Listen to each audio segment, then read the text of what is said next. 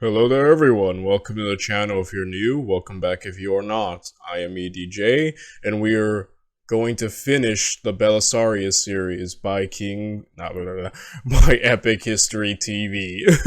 I almost said Kings and Generals. But yeah, I'm not gonna lie guys, I was upset last video. Not because the video was bad, but because of how dirty my boy Belisarius got done. Yeah, I haven't been that upset since like the Napoleon Marshall series, like kind of what we found out what happened to Massena, right? Napoleon shot him in the face, blinding him, and then he was sent to Spain even though he didn't want to go there, and then ended up basically being disgraced after Spain. I don't know, I was upset by the way, Massena was treated, since he is like my second favorite marshal, and I think I had the exact same feeling when Belisarius essentially got removed from command and like disgraced. Again, I don't hate Napoleon, I won't lie, that was a sore point. I was like, yeah, not cool, Napoleon. But I think I feel the same way towards Justinian and Theodore. I still like them overall, but I was kind of upset learning how dirty they did my boy Belisarius. And upon personal research, apparently this was an era where military commanders were very threatening and they could usurp power, and I think it's been done. So Justinian, I could understand some of his paranoia in regards to Belisarius. I can, try to look at it through his perspective, but at the same time, Belisarius had so many chances. If he was gonna turn, he would have already done it, right? I think, like, when he was basically offered the western half of Rome, and he was, like, basically didn't really accept it, it's like, the man's loyal. And I think what also upset me is that since he was disgraced and removed from the command, now they lost Italy again. All that work he did to make Italy Roman again, right?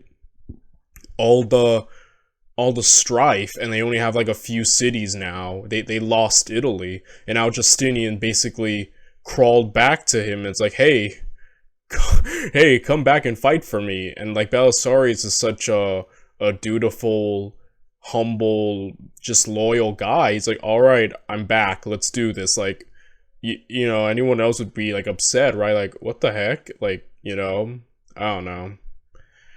Either way, I was not happy at the end of last video, but I am happy at least that Belisarius is back to now, be awesome one last time for the last battle of, I guess, his career. So, yeah.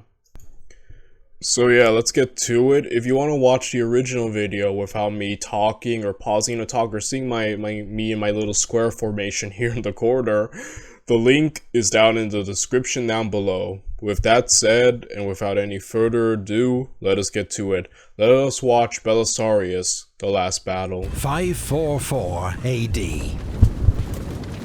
Eastern Roman General Flavius Belisarius and 4,000 troops have arrived at Salona, poised to cross the Adriatic to Italy. 4 years have passed since Belisarius' great victory over the Ostrogoths, but in his absence, the Eastern Roman position in Italy has collapsed. After several coups and assassinations, the Goths have chosen a new king to lead them, a brilliant warrior who is also wise and active. His name is Totila. While Emperor Justinian had been distracted by the war in the east and ravages of plague, Totila had attacked. He swept to victory against a demoralized Roman army that had been left without pay or supplies and led by corrupt, squabbling generals. Many Romans chose to switch sides rather than fight. Much of what Belisarius had achieved in 4 years of campaigning is undone.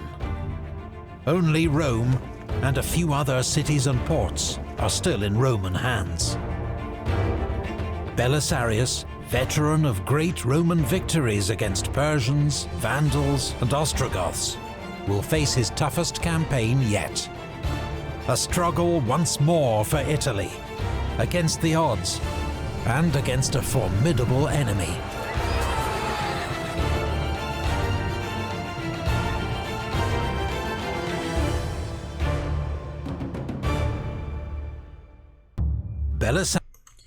Yeah, looking at this map is heartbreaking, quite frankly, because of just how much he had conquered, right? He basically had it all back. Like, yes, Rome, Italy is back in Roman hands, and just look at how quickly it fell apart.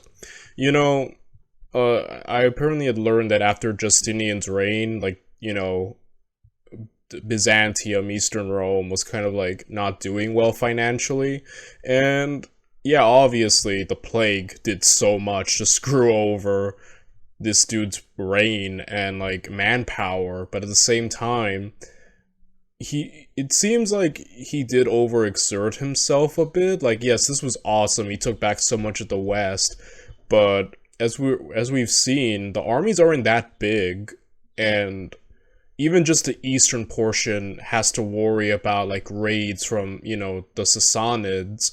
And I just don't think he had the manpower for this great ambition that he wanted, which was to reunify the West, you know, under Roman rule. And the plague has made that even more impossible, right? Seems to overexert himself militarily than I think the Eastern Roman Empire was actually able to do at this time. You know, I mean, he came further than most, but yeah, it's just, I don't know, Rome just doesn't seem to have the manpower it once did, where it could just casually field multiple 30 or 60,000 legions, like, simultaneously. Now it seems like, yeah, it just doesn't seem to have the manpower to truly do it. But then again, I also have heard that, you know, obviously leadership and whatnot kind of undid a lot of the gains that were made during the reign of Justinian, future leadership after him. So again, I'm not sure. Justinian's the only Byzantine emperor I know. I don't know really anyone else before or after him, and I can't really talk a lot about the other emperors that came after him, or good or bad. Like I said, I don't know, but yeah, it's just, I don't know. Belisarius seems to face an impossible task. With just 4,000 inexperienced troops, he cannot risk facing the Goth king Totila in battle. For the time being, he must remain on the defensive. He has an early success when he is able to relieve and resupply the garrison of Dryas, which had been on the point of surrender. Then he moves his force up by sea to Ravenna. But Belisarius finds that every move he makes in Italy to reinforce a garrison or extend Roman control is hamstrung by a lack of troops, supplies, and money. He sends his old rival, John, nephew of Vitalian, back to Constantinople with an urgent appeal to the emperor. "We have arrived in Italy, most mighty emperor, without men, horses, arms, or money. And no man, I think, can carry on a war without a plentiful supply of these things." Belisarius asks, above all, that his household troops, his famed Bucellari, be released from service in the east and sent to join him in Italy. Belisarius withdraws to Dyrrachium to await the emperor's reply. Totila, meanwhile, tightens his grip on central Italy, and in late 545, he advances on Rome. The Eternal City is held by just 3,000 Roman troops, commanded by Bessas. For months, the Goths have been intercepting supplies sent to the city. Civilians are already starving. The garrison will be next.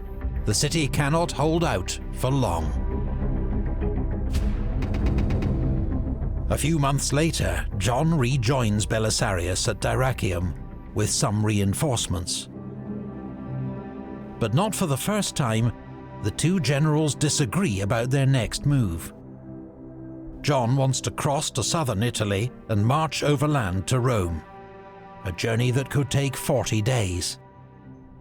Belisarius thinks they'll be too late to save the city. He wants to get troops and supplies there as fast as possible, which means sailing directly to Portus, a 5-day voyage in favourable winds.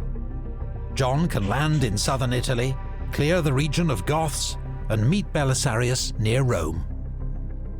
Belisarius's plan risks dividing his small force, but it may, at a stroke, secure Rome and southern Italy for the Emperor. However, his last campaign is to be plagued by misfortune.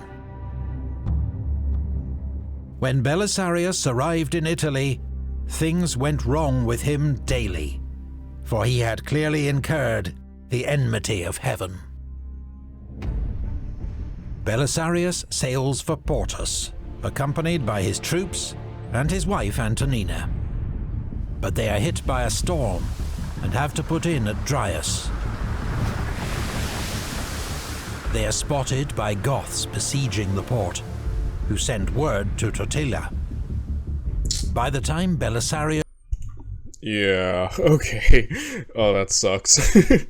So, hopefully, I don't know how this is gonna end, but I'm hoping he goes out on a high note. You know, it would be a shame for someone as great as Belisarius to go down. Yeah, we haven't had much happy endings in these series, I've noticed. You know, from Julius Caesar to Alexander the Great, Napoleon, Pyrrhus. None of these great commanders ever have happy endings, do they? They always, like, die or, like, go out really miserably. So, it would be nice for someone like Belisarius to kind of go out on a blaze of glory, you know? I would like that. You know, maybe we could end on a good note for once in one of these series. So, yeah, Justinian, like, called him back from, like, you know, disgrace, gave him, like, a small army and expected him to, like, what, magically turn the situation around? Like, that's a little frustrating, but, you know, but even Belisarius is like, dude, I need men. Like, I can't do this with just 400 dudes. You know, like, it's ambitious, but I just don't think the manpower is, like, really not, it's not up to par, I suppose, but, you know, I guess if anyone can turn the tide, it's Belisarius. And so, yeah, this plan, again, the most risky thing was the division of the army, which is already so small, and now this is just a disaster, so, reaches Portus a few days later. The Goths are on high alert, ready for any attempt to relieve Rome. Totila knows Belisarius will try to move supplies from Portus to Rome along the Tiber River. So 10 miles downriver from the city, he builds a fortified wooden bridge with towers on each bank filled with Goth warriors. dang. It's a formidable obstacle that Belisarius will have to break through to save Rome. Meanwhile, John lands with his troops in the south. He quickly routs local Goth forces and secures the region. But despite appeals from Belisarius, John refuses to march to their rendezvous at Rome. Yeah, I'm sorry for anyone who likes John. You can give me crap in the comments later, but man, I don't like the dude. So far in this series, I haven't liked him, mainly because he's just being unnecessarily difficult, especially to the Chad Belisarius. I don't know, anyone who's like messing with Belisarius, I'm not liking so far in this series. But man, has this guy been the most annoying obstacle? Oh man. He cites the presence of 300 Goths at Capu. Garfield is the #1 movie in the world. Shadow his movements and convince him that he would be marching into a trap. Belisarius can wait no longer. He leaves Isaac in command at Portus, with strict orders not to leave their only secure base for any reason. He also sends word to Bessas in Rome, ordering him to make a diversionary attack on the Goth camp. Then his convoy of 200 reinforced galleys begins to row up the Tiber, packed with troops and supplies. An infantry force supports them on the right bank. After clearing an iron chain that lay across the river, they reach Totila's fortified bridge. Thanks to skilled reconnaissance, Belisarius not only knows its location, but its exact dimensions. He has built a taller tower, which floats on 2 barges.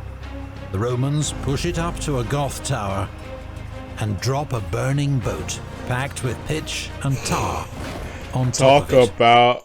Talk about creative. We love to see the Romans engineers, right? Like with Julius Caesar, just non-stop, the man was building. Every Julius Caesar video we saw from Kings and Generals and Historia Civilis, the dude was building stuff all the time.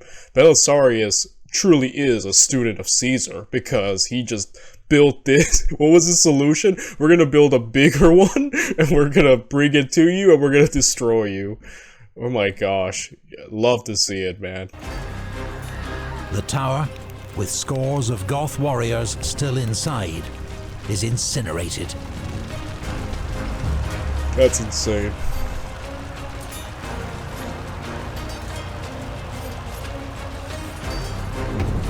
Goths now race from their camp to join the battle and throw back Belisarius's river assault. Heavy fighting breaks out around the wreckage of the bridge. But there is no sign of the diversionary raid by the garrison of Rome. Bessus, it will emerge, has decided not to risk his own men. Belisarius's troops gain the upper hand and start to dismantle the bridge. But then a messenger arrives with news that the Goths have captured Isaac, left in command at Portus. Belisarius, for once, seems to lose his usual cool head. He assumes Portus has been captured, along with his wife and the army's only refuge. Without waiting for more information, he turns his entire force around to launch an immediate attack to retake Portus. But when Belisarius gets there, he discovers that Portus is quite safe. Despite his orders to stay put, Isaac had been captured, leading a reckless attack on the Goths in pursuit of glory. Yo, Belisarius is working with idiots. I'm sorry. Oh my gosh. Belisarius, I could just imagine the dude face palming so hard. Like, why? Why won't anyone listen to me? Why won't anyone just listen to Belisarius? He's already proven himself as arguably the best commander of the Romans of this era, and no one will listen to him. Oh my gosh, this poor man. I feel so bad. I really hope this ends up well for you, bro. I hope you go out on a high note. More than anyone, I want you to come out on top. Now, crucial moments have been lost. The Goths are reinforcing their position. To renew the attack would be futile. Belisarius's attempt to save Rome has failed. He is overcome with despair. Then he falls sick with fever and comes close to death. 10 years after Rome fell to Belisarius, the city falls to Totila, its gates opened by starving Roman troops. Procopius records that just 26 soldiers and 60 civilians are slain, before Totila orders his men to stop the killing. Within Rome, the Goths find just a few hundred civilians, hungry and destitute, sheltering amid the monuments and temples of what had been the world's greatest city. Rome is a ghost town. That's sad to see how far Rome fell. This is sad. Like, it's not even Belisarius' fault. I think, yeah, just everything went wrong, you know, incompetent allies, the disaster of getting there, the natural disaster. It's just like, man, that sucks, dude. Totila decides to raze it to the ground. and begins demolishing the city walls. When Belisarius hears of this, he writes to the Goth king. Among all cities under the sun, Rome is agreed to be the greatest and most noteworthy. Any insult to these monuments would rightly be considered a great crime against the whole of humanity. For by such an action, the men of former generations are robbed of the memorials of their virtue, and future generations of the sight of their works. Belisarius adds that if the Romans win this war, they'll show no mercy to the man who leveled Rome. Totila changes his mind. Having destroyed Rome's gates and much of its walls, he marches south, taking the last of its inhabitants with him. John retreats behind the walls of Dryas, and southern Italy is soon back under Goth control. Rome, the eternal city, is abandoned. Oh my goodness. Yeah, that is beyond such a downer. I don't know how else to say it. That's sad. And I like the wolves being there because, you know, the legend of Romulus and Remus, and they were raised by a wolf. Symbolism, you know. Oh. We are told it is forsaken by all living things. But doubtless there are those desperate enough to roam the empty forums and deserted streets. In the spring of 547, Belisarius, recovered from his illness, makes a personal reconnaissance of Rome to inspect its defences. Word of his movements reaches the Goths, and Belisarius and his escort have to fight their way out of a dangerous ambush. But the Roman general has seen enough. He has decided to reoccupy Rome. There is no Goth garrison to oppose Belisarius, but strategically it seems madness. How can he expect to hold the empty city? For 25 days, he and his men work furiously to lay in supplies and shore up the city's defences before the Goths return. Their presence encourages some Romans to begin moving back into the city. By the time Totila and his army arrive, the Romans have rebuilt much of the walls with loose stone, but they haven't had time to make new gates. The Goths attack, confident of victory. The Romans have a nasty surprise for them. Caltrops spread over the approach routes to maim Goth men and horses. For 2 whole days there is savage fighting at the open gateways. But Belisarius' men stubbornly hold their positions. A few days later, the Goths prepare to launch another attack. This time, the Romans are so confident, they come out of the city and fight the enemy in the open. Totila's own standard-bearer is cut down. The Goths are routed. Are you having trouble trying to keep up with your professor? You've got to try Otter. Here's how it works. Wow. Dude, he's really making a last stand. Yeah, strategically doesn't seem worth it at this point, right? But I guess it's just the symbolic value of Rome. So yeah, he's really making his last stand, and he is doing amazingly right now. Totila, harangued by his own men for neither destroying Rome when he had the chance, nor garrisoning it, withdraws to Tivoli. At last, Roman fortunes seem to be on the rise. There's more good news when Emperor Justinian decides to send Belisarius more reinforcements, around 2,500 men. Belisarius is ordered to link up with them at Tarentum, before re-establishing control of southern Italy. He sails from Portus with 900 picked men. But once more, ill winds force him off course, and he has to land at Crotone, a hostile shore. Despite their experience, his cavalry failed to set sentries while out foraging for supplies, and a large force of Goth cavalry takes them by surprise. The Romans are outnumbered 4 to 1. Many of Belisarius' best men fall in the fighting. The rest of his force hurriedly re-embarks and sails for Sicily. It's a humiliating withdrawal for Belisarius, a general who's conquered nearly all before him, now chased out of Italy by a small band of barbarians. Yeah. Belisarius' wife, Antonina, has been by his side throughout the campaign. Now she returns to Constantinople. As a close friend and confidant of Empress Theodora, she hopes that in person she can persuade her to send Belisarius the troops and supplies he so desperately needs. The mission will prove futile.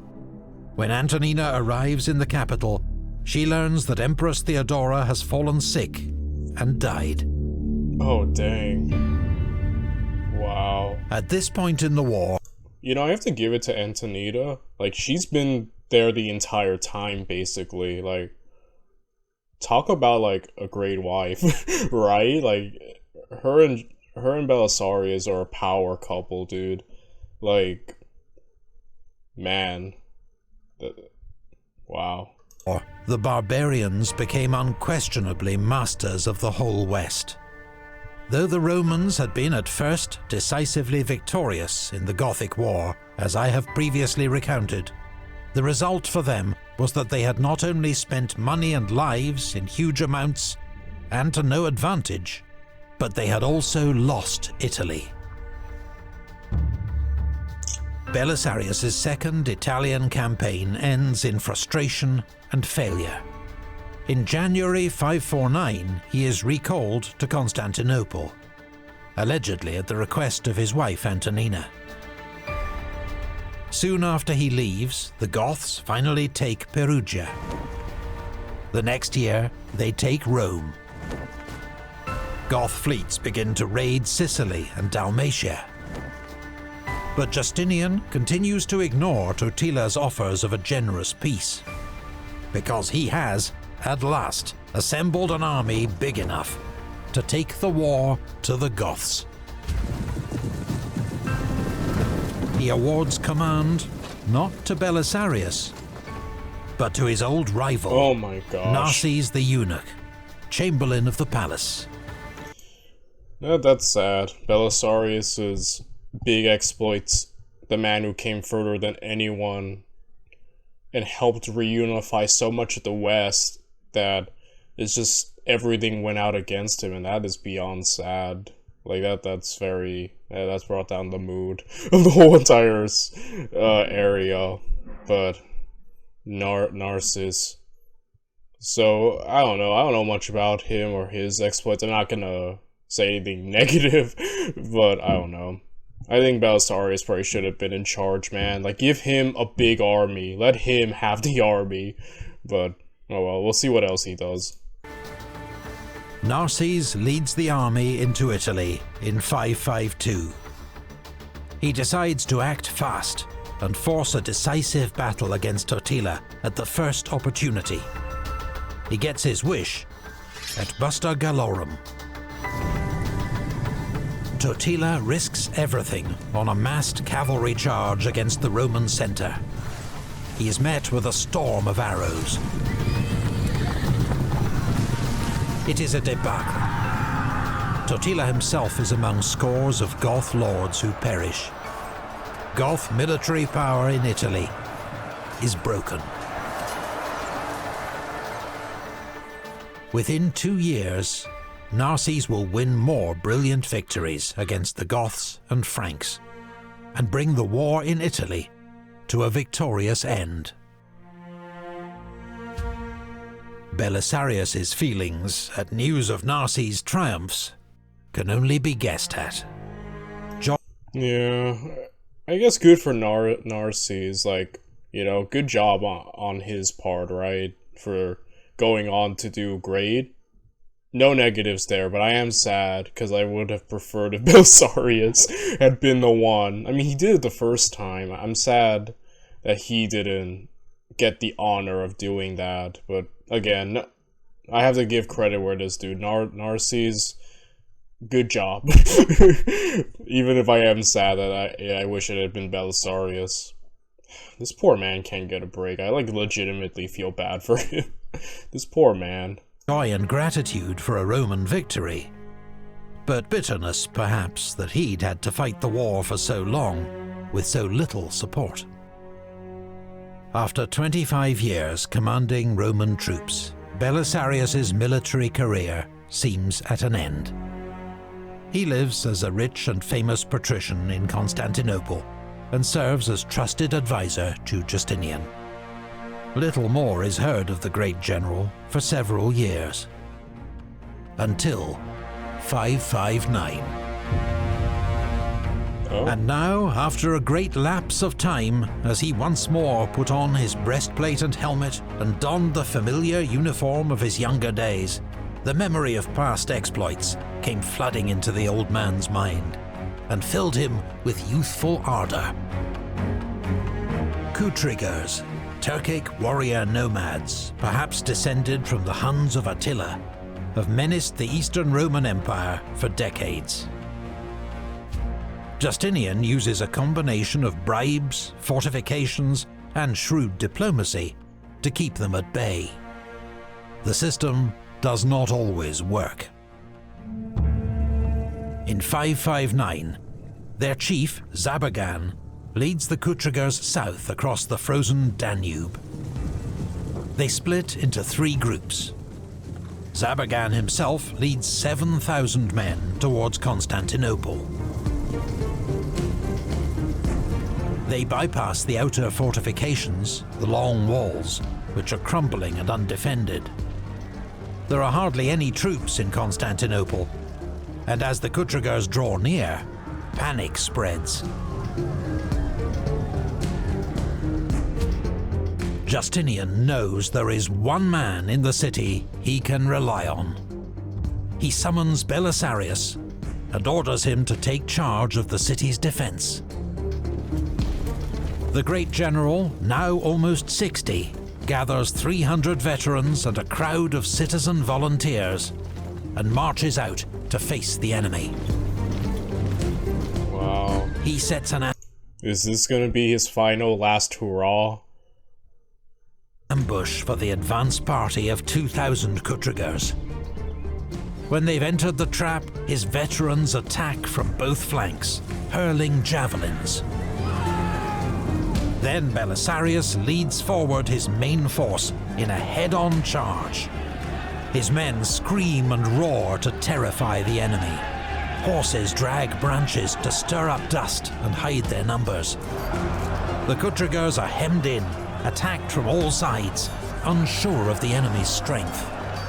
They panic and flee. In the words of the historian Agathias, the Romans followed them in an orderly and disciplined pursuit, making short work of all they could lay their hands on. The barbarians were slaughtered in great numbers as they galloped away, without even turning round to look back. Belisarius has won yet another famous victory. Yet 3 years later, after a failed assassination plot against the emperor, he finds himself in disgrace once more. Under interrogation, the conspirators name members of his household, who in turn implicate Belisarius himself. Can you let the man get a break? Oh my gosh. Alright, let's do this. It's flimsy evidence, but Belisarius is persona non grata for 7 months, before Justinian restores his honors. This incident... Yeah, he better. Justinian, bro, come on. The dude has done so much for you, just let it... Oh my gosh. Oh my gosh, Justinian. Oh man. Was that really it? Was that the final battle, Belisarius? Don't get me wrong. That it's not a bad way to go out, but I am disappointed. I wish he had finished his business in Italy. Again, nothing against Narses. No disrespect. It's just, man, I wish Belisarius had been like the one to finish it, because you know he's the one who basically did it in the first place, right? It's like, man, I don't know. Man, these last 2 episodes have brought my mood down so bad. I'm so sorry. I'm just like, oh, why? Incident spawns a medieval legend that, as punishment, Justinian had Belisarius blinded, and he became a beggar at the gates of Constantinople. The story was a favourite of 18th century neoclassicists, with its dramatic themes of tyranny, injustice, and charity. But there is no contemporary evidence to support it. Oh, thank God. Thank God, I hope not. I pray to God that is not true. Oh, Belisarius, man. 3 years later, a single line in the Chronicle of Theophanes records the death of one of Rome's greatest generals. In March of this year, in the 13th indiction, Belisarius the patrician died in Constantinople, and his property accrued to the imperial house of Marina. Nothing more is said. The year is 565. Belisarius would have been in his mid-60s. The fate of his wife, Antonina, is not known. As for Procopius, his great work, History of the Wars of Justinian, is published in the 550s, within the lifetime of Justinian and Belisarius. It is an astonishing achievement, from an author who witnessed many of its major events and knew many of the great figures involved. It comes to be regarded as one of the greatest and longest histories to reach us from the ancient world. But Procopius also writes another account of these times, unpublished in his lifetime, known as the Secret History. In its introduction, he writes, "I have been forced to conceal the real causes of many of the events recounted in my former books. It will now be my duty, in this part of my history, to tell what has hitherto remained untold." What follows is a scandalous assault on the reputations of Theodora and Justinian, Antonina and Belisarius. Procopius describes the imperial couple as vicious, scheming, and above all, greedy for money. He asserts that Theodora had been a notorious prostitute in her youth, and that Justinian is possessed by demons. Oh dear. Antonina, he claims, is a serial adulterer who holds the pathetically devoted Belisarius under her spell. Many of their actions, even major strategic decisions, are attributed to self-obsession, lust, and manipulation. The secret history remains little known for 1,000 years, until a manuscript copy is found in the Vatican Library and published. Historians have debated its contents ever since. A common view is that this work stems from Procopius's later disillusionment with Justinian's rule, the wars, taxes, and crucially, the influence of Theodora and Antonina. For it is a ferociously misogynistic attack, in which women are insatiable, scheming, deceptive, and vengeful. But it is also clear that much of the secret history is deliberate hyperbole and parody, not to be taken literally, or perhaps even seriously. Yeah. I don't know, Antonina doesn't strike me as a serial adulterer. I think she's literally been there the entire time. I think the worst thing he could say about, like, Belisarius is that he's devoted to, like, a cheater. Like, you know, at least so far, I mean, I haven't read the entire book, I haven't even read a single page, but, you know, I don't know if he says anything more about Belisarius, but, yeah, Procopius.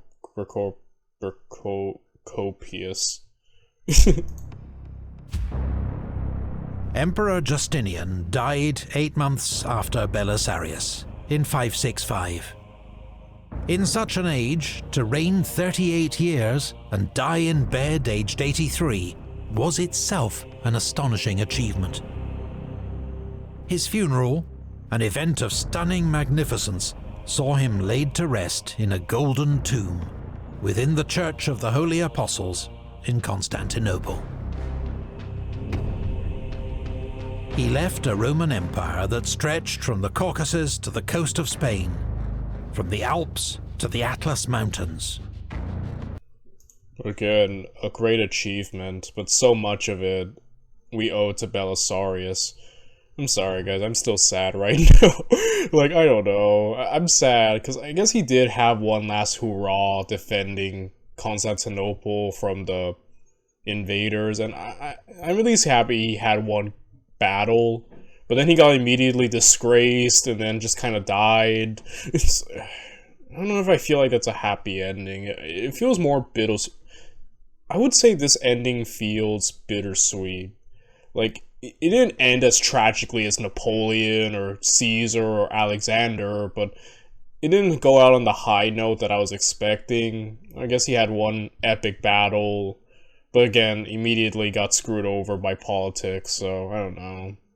I feel like this is bittersweet, but I guess it's the best ending we've had so far from following all these military commanders. Unfortunately, Belisarius might just have the happiest ending. At least the best ending from all of them, but I don't know. It feels bittersweet. I'm sad that he didn't get the chance to finally... Nothing against Narcissus, again. I'm happy that he got the job done, but I'm just sad because it's like Belisarius did all... Like, he's the one who first took it. They lost it, everyone else lost it, and then he was expected to take it back with little to no help. You know, got screwed over by the weather, got screwed over by allies, and then he had to be called back while someone else did it. I don't know. I'm still sad that it wasn't him who could have ended on the high note. I was kind of hoping that it would have been him who took back Italy and that he could end his career on that, but instead, hey, the honor got given to someone else, so... I like Belisarius. I really like the guy. Like, I don't know. He comes across as honorable, dutiful, and someone just constantly getting screwed over. I don't know. I'm sad. I'm ending this series on a sadder feeling than I think I've ended any other. These conquests came at a vast cost in lives, treasure, and human suffering. Nor could they be sustained. 3 years after Justinian's death, the Lombards fell upon Italy, conquering most of the peninsula. In the 7th century, Avars and Persians advanced to the walls of Constantinople, before the tidal wave of Muslim Arab conquest swept away much of the empire. It has been argued that Justinian's costly wars left the Eastern Roman Empire exhausted, unable to resist these new threats. But recent assessments place more emphasis on the blunders of his successors. Justinian had been immensely fortunate to be served by one of the great generals of Roman history, even though he did not always repay his loyalty. In all his commands, Belisarius distinguished himself as loyal, intelligent, humane, and decisive. He was a skilled tactician who defied the odds at Dara. He waged a hearts and mind campaign to retake North Africa almost without loss. He liberated Rome and held it in 2 desperate sieges. He has been called the last Roman. The empire would see few generals of his stature again.